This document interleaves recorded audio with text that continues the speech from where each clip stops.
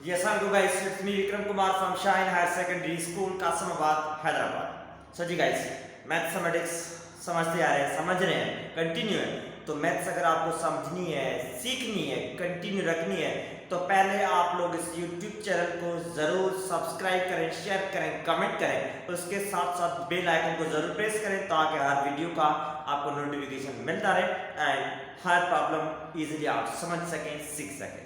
ठीक है गाइस, सो आइए हम देखते हैं आज की क्लास में हम क्या समझेंगे। तो हम एक्सरसाइज 2.5 समझ रहे हैं, कंटिन्यू है। क्वेश्चन नंबर 2 समझ रहे थे, तो आज जो समझेंगे वो क्वेश्चन नंबर 2 का पार्ट 11 है, समझेंगे।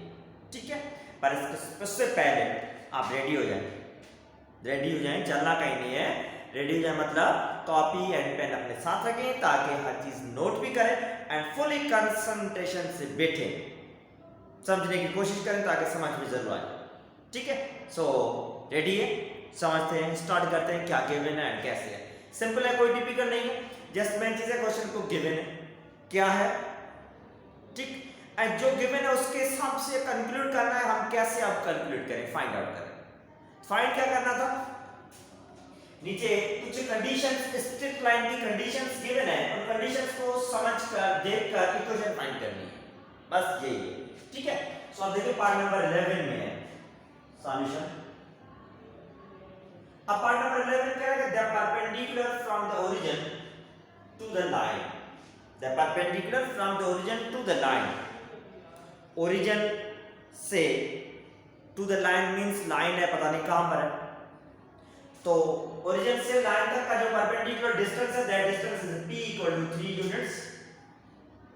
p की वैल्यू गिवन है 3 units and it makes an angle alpha 60 degree with the x-axis। ये दो चीजें गिवन है, ओरिजिन से लेकर लाइन तक जो परपेंडिकुलर डिस्टेंस है वो है गिवन एंड x-axis के हिसाब से जो एंगल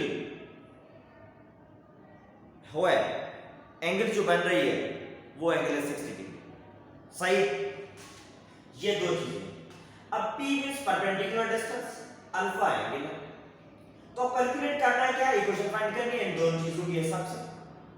अगर perpendicular distance and angle with respect to x axis के हिसाब से ये दो चीजें गिवन हैं, तो इक्वेशन कैलकुलेट करने के लिए क्या करेंगे, कैसे इक्वेशन फाइंड करेंगे, वो अपना फॉर्मूला है, तो उसका यूज करेंगे बाय यूजिंग, बोलते हैं परपेंडिकुलर फॉर्म,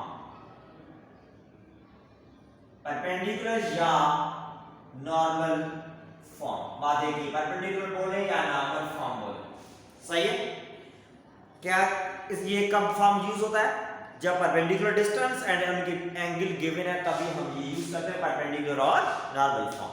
सही है, तो ये तो लिखा है क्या, तो वो है x into cos alpha plus y multiply by sin alpha equal to p। ये है परपेंडिकुलर फॉर्म और नॉर्मल फॉर्म जिसको हम बोलते हैं। आई बात समझ में, ठीक है। अब देखिए x is variable cos alpha, alpha given है, y variable sin alpha, alpha given है, equal to p, p perpendicular distance given है। अब सिंपली जस्ट वैल्यू सब्स्टिट्यूट करेंगे हम, x cos अल्फा की वैल्यू है 60 degree plus y multiply by sin alpha की value है 60 डिग्री इक्वल टू p की वैल्यू है 3। आई बात समझ में, ठीक है। अब cos 60 डिग्री की वैल्यू ज़हन में होनी चाहिए आपको। कैलकुलेटर पे अगर कैलकुलेट करेंगे तो 0 पॉइंट समथिंग आंसर होगा, पॉइंट्स में वैल्यू नहीं यूज करनी, तो वैल्यूज को आप याद रखेंगे। तो cos 60 डिग्री की जो वैल्यू है वो है 1/2, ठीक, plus y into sin 60 degree की जो वैल्यू है वो है रेडिकल 3/2 इक्वल टू 3। सही है, तो वैल्यू ये आपको ध्यान रखनी है। कैलकुलेटर अगर कैलकुलेट करेंगे sin 60 डिग्री, कैलकुलेटर जो आंसर देगा वो पॉइंट से देगा, पॉइंट्स नहीं चलेगी, तो वैल्यू याद रखनी है। या टेबल देखिए आप, तो x multiply bye 1/2 means x/2, ये radical 3/2 multiply by y equal to 3, just मैंने रीअरेंज किया। सही है, अब फ्रैक्शन में टर्म में प्लस हो रही है, एलसीएम लेंगे, फ्रैक्शन में टर्म में प्लस या माइनस में, तो प्लस या माइनस करने के लिए एलसीएम ली जाती है। तो तो इनके एलसीएम लेंगे, एलसीएम के लिए डिनोमिनेटर दोनों का सेम है, that is 2। LCM x upon जो नंबर है सेम एग्जैक्टली एलसीएम है, तो means numerator remains same, plus second term में रेडिकल 3 into y, इसके डिनोमिनेटर में जो नंबर है सेम एग्जैक्ट वही LCM remains same equal to 3। ठीक, अब देखिए नेक्स्ट स्टेप में क्या है, x प्लस रेडिकल 3y, इस कंप्लीट टर्म से यहां पर 2 डिवाइड हो रहा है, अगर इस 2 को शिफ्ट करेंगे उस साइड पे, तो उस साइड पे नंबर है 3, 3 के साथ ये मल्टीप्लाई हो जाएगा, क्योंकि फ्रैक्शन रिमूव करनी है तो फ्रैक्शन हटाइए। So x plus radical 3y, 3 multiply by 2, 3 to the 6 हुआ, सही है। सो अब देखिए x प्लस रेडिकल 3y, 6 को इस साइड पे शिफ्ट करेंगे माइनस इक्वल टू 0, तो ये है रिक्वायर्ड इक्वेशन गिवन कंडीशन के हिसाब से जो इक्वेशन रिक्वायर्ड है वो ये है। ओके गाइस, आई बात समझ में? ठीक है, तो ये है रिक्वायर्ड इक्वेशन जो पूछ रहा था। सिंपल है, कोई टिपिकल या डिफिकल्ट नहीं है, जस्ट जो चीज गिवन है, क्या गिवन है उसके हिसाब से उस स्ट्रेट लाइन का अपना एक जनरल और स्टैंडर्ड फॉर्म है। जैसे यहाँ पर एक परपेंडिकुलर डिस्टेंस बोल रहा है that is p and angle given है, perpendicular distance and angular form given है, तो उसके लिए उसका अपना एक फॉर्म है इक्वेशन का, उसको बोलते हैं परपेंडिकुलर और नॉर्मल फॉर्म, वो जस्ट जनरल फॉर्म यूज किया and values of t and sum. ठीक है, सिंपल था। सो उम्मीद करता हूँ समझ में जरूर आ गया होगा, बाकी प्रैक्टिस आपको करेंगे तभी उनके फॉर्म्स एंड वैल्यूज जानेंगे। ठीक है, सो अब देखें नेक्स्ट पार्ट क्या है। नेक्स्ट पार्ट भी सिमिलरली इसी परपेंडिकुलर फॉर्म पे ही है, तो वो ही साथ समझ लेते हैं क्या है, कैसे वैल्यूज हैं, कौन सी है। सो जी गाइस, नाउ पार्ट नंबर 12, इसमें जो वैल्यूज गिवन है वो डायरेक्ट है, कह रहा है p equal to 3/2, p means perpendicular distance जो प्रीवियस पार्ट में समझा है, and alpha is equal to 150 degree, alpha is equal to 150 degree. चलो समझते हैं क्या सॉल्व करना है, कैसे सॉल्व करना है सॉल्यूशन। अब जो जैसे जो चीज गिवन है p means perpendicular distance and angle alpha, तो इन दोनों गिवन वैल्यूज के हिसाब से हमें डिसाइड करना है इक्वेशन स्ट्रेट लाइन की क्या है, कैसे सॉल्व करें। तो p को बोलते हैं perpendicular distance from the origin to the line and angle is alpha, जो एंगल है, तो perpendicular distance and angle alpha है, तो उसके लिए फॉर्म यूज करेंगे, ये परपेंडिकुलर और नॉर्मल फॉर्म यूज करेंगे एंड सिंपलीफाई करेंगे। आई बात समझ में? तो simply x multiply by cos alpha, alpha की वैल्यू है 150 डिग्री, जस्ट वैल्यू सब्स्टिट्यूट करते जाएंगे, y वेरिएबल है इनटू sin अल्फा की value 150 degree equal to p means 3 divided by 2, just value substitute किए। सो x cos 50 डिग्री की value अगर calculate करेंगे तो रेडिकल 3/2 है, cos 50 degree radical 3/2 plus y into sin 50 degree की value calculate करेंगे तो है ये 1/2। ठीक, सो इज इक्वल टू 3/2, वो साइड पे आई बात समझ में? ठीक है, सो अब देखें x माइनस x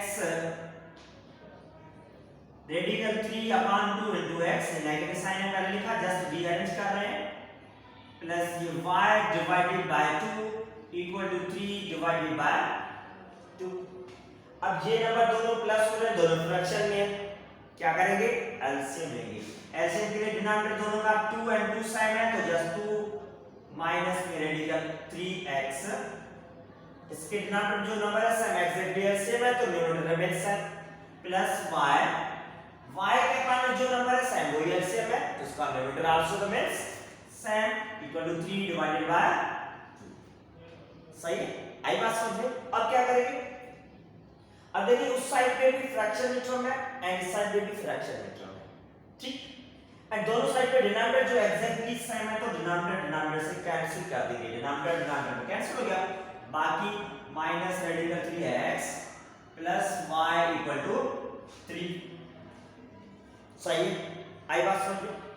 अब देखिए इस साइड पे x वेरिएबल वाला नंबर टर्म है वो नेगेटिव है, y पॉजिटिव है, इक्वेशन रीअरेंज करनी है, तो क्या करेंगे इक्वेशन में एबीसी लेटर के मुताबिक x एंड y दो वेरिएबल है, x पहले आता है, तो हम x को पॉजिटिव रखेंगे क्योंकि first variable that always remains positive, positive रखना है। अगर नेगेटिव है तो नेगेटिव है पॉजिटिव करना है, तो क्या करेंगे, ये दोनों टर्म उस साइड पे शिफ्ट कर रहे हैं, तो 3 ये उस साइड पे प्लस रेडिकल 3x प्लस का हो गया, y भी माइनस का हो गया, बाकी साइड में कुछ भी नहीं रहा, मीन 0, क्योंकि ये दोनों टर्म हमने उस साइड पे शिफ्ट किए।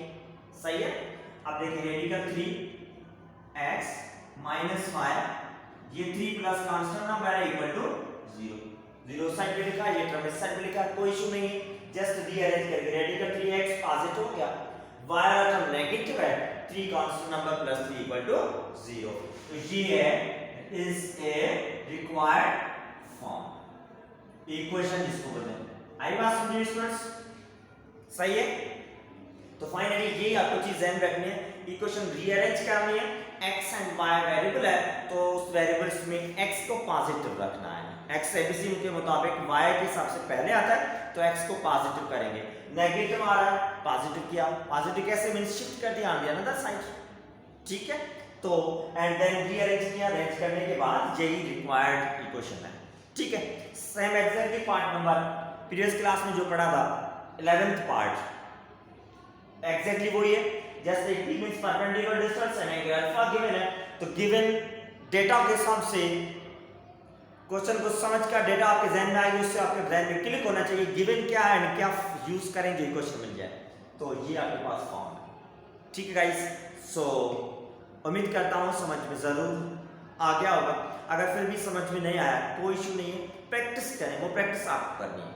Again and again her class में मैं यही बोल रहा हूँ, mathematics mean just like a game की तरह उसको लें एंड खेलें, प्रैक्टिस करें, जरूर समझ में आएगा।